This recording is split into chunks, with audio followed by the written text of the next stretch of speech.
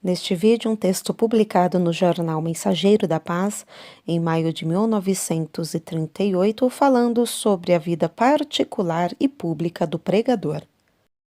Seja bem-vindo ao Diário Pentecostal Historiando, análise histórica e crítica sobre o movimento pentecostal brasileiro. Se inscreva no canal e siga nossas redes sociais.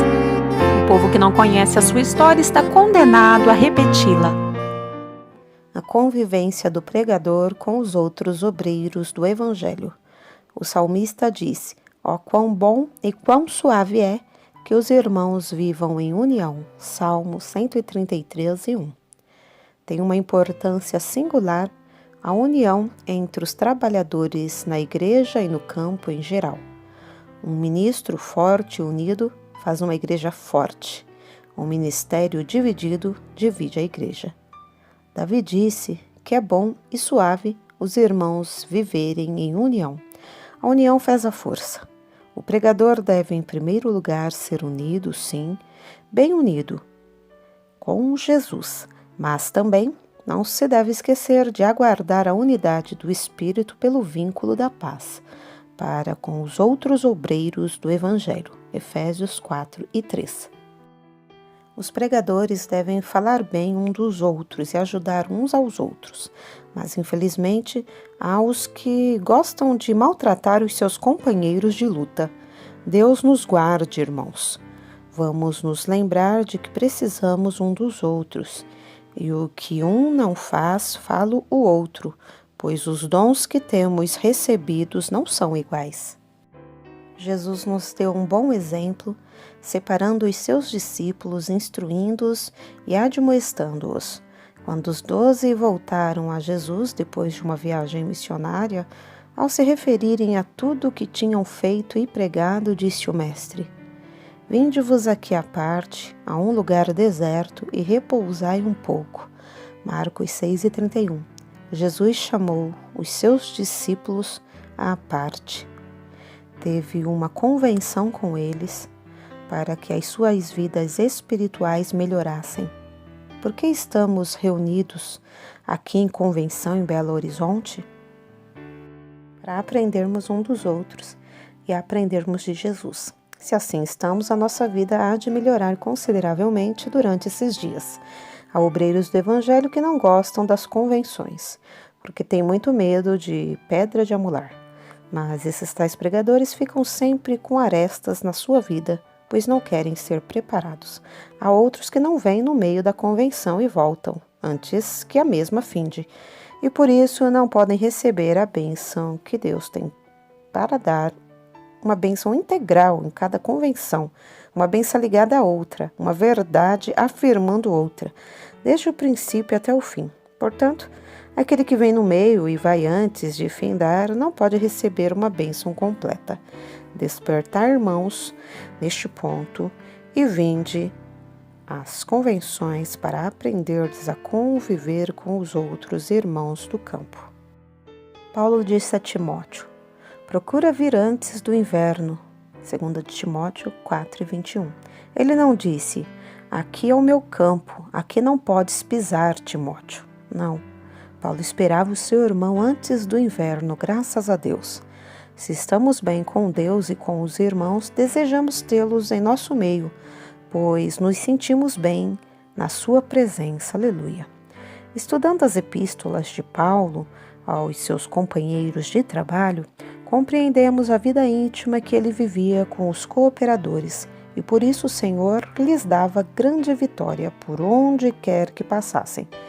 Permaneça o amor fraternal. Hebreus 13:1. A convivência do pregador com os descrentes. O pregador tende a apresentar uma vida irrepreensível.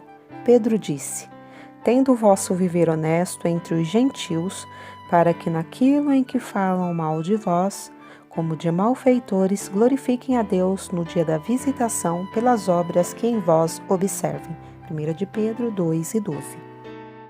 O que pregamos no púlpito temos de praticar em nossa vida perante o mundo.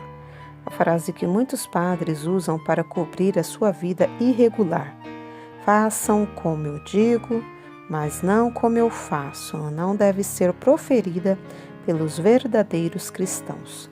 É melhor dizer-se: façam como eu digo e façam também como eu faço. Jesus e os apóstolos praticaram a sua pregação e por isso não havia contradição nas suas vidas e nas suas pregações. O pregador deve cuidar bem da sua vida ministerial, não sendo avarento, mas também não deve estar devendo aos incrédulos e nem mesmo aos crentes. Paulo disse que devemos dever somente o amor. Romanos 13:8. O pregador que é visto por todos deve andar honestamente no meio dos incrédulos, não vestido com luxo, nem também como um maltrapilho, mas deve cuidar em tudo da sua vida para não atrair a atenção do povo a si, e sim à mensagem que tem recebido de Jesus. O mensageiro do Senhor deve também lembrar-se de testificar particularmente para os descrentes e não pensar que é só no púlpito que se deve pregar a palavra de Deus. Um servo do Senhor disse: aquele que não pode pregar para uma pessoa, não pode pregar para 1000. Jesus nos deu um bom exemplo neste sentido, pois falava às vezes a mais de 5.000 pessoas e falava também a uma só, como a Nicodemos, a mulher samaritana, a Zaqueu, a Levi e etc. Deus nos ajude, caros irmãos, cuidar bem da nossa vida particular para com Deus, para com a família, para com os cooperadores e para com os descrentes, a fim de servirmos melhor ao Senhor do que até agora. A vida pública do pregador. O pregador que cuida bem da sua vida particular, como acima temos mencionado, sabe em geral comportar-se com autoridade e segurança na vida pública. Quando Elias veio dos montes de Gileade, onde cuidava bem da sua vida para com Deus, então se manifestou ao rei Acabe corajosamente. Assim, fechando as nuvens com a sua palavra, pôs a chave no bolso e foi-se embora. 1 Reis 17, do 1 ao 7. Manifestou-se 3 anos e 6 meses após, reunindo o povo de Israel no Monte Carmelo, onde chamou o fogo do céu, matou os falsos profetas, tirou a chave do bolso e abriu as nuvens, deixando a chuva descer sobre os montes e vales de Canaã. 1 Reis 18. Ó coragem maravilhosa!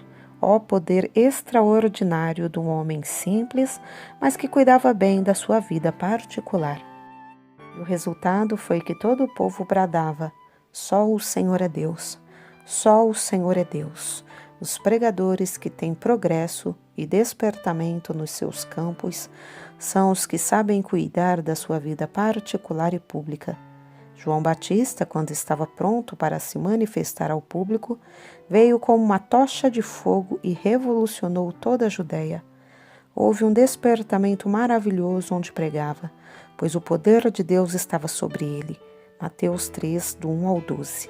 Por onde Jesus passava, pregava e operava, houve curas maravilhosas, salvação de multidões e alegria entre os remidos. Por quê? Porque ele sabia viver e receber poder do seu Pai Celestial. Quando estudamos a vida pública dos apóstolos e pregadores dos tempos remotos, ficamos admirados pelo seu progresso. Milhares de almas foram salvas, os paralíticos saltavam debaixo do poder de Deus e eram curados rapidamente. Atos 3, do 1 ao 9. Os apóstolos puseram as mãos sobre os que desejavam receber o batismo no Espírito Santo e estes eram batizados falando em novas línguas. Obtendo estas grandes vitórias, eles não se ensoberbeceram, antes se retraíram, foram orar e buscaram novamente o poder de Deus para a resistência de novas batalhas. Muitos, quando têm vencido numa luta, descuidam-se da vida particular, perdem o poder e ficam paralisados espiritualmente. O pregador, na sua vida pública, não deve imitar os outros pregadores. Isto é condenável.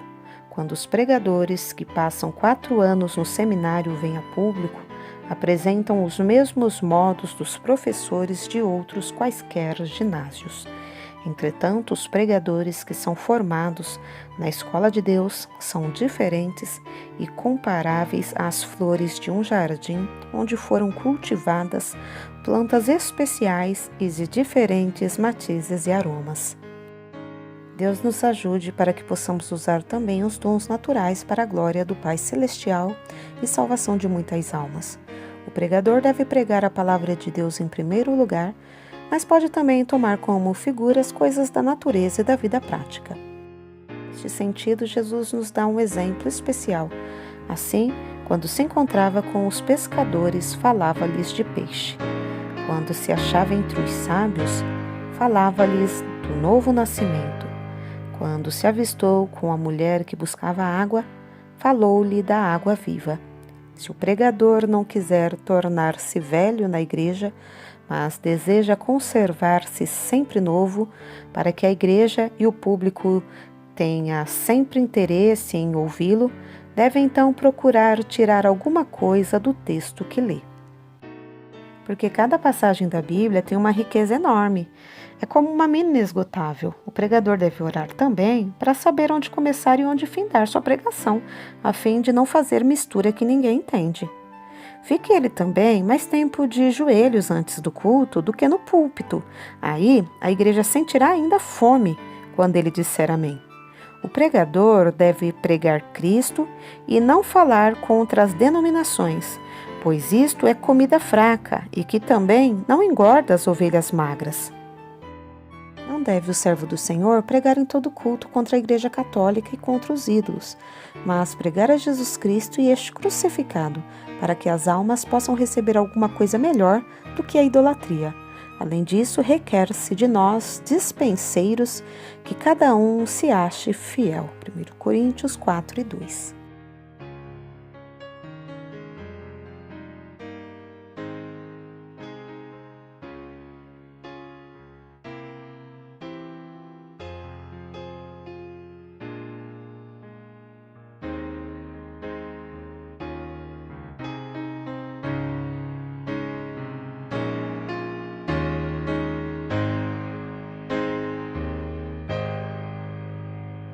Porque nada podemos contra a verdade, senão pela verdade. Segunda carta aos Coríntios 13:8. Se você gostou do conteúdo deste vídeo, se inscreva no canal, deixe o seu joinha, compartilhe e ative o sininho para receber do YouTube as notificações dos novos vídeos.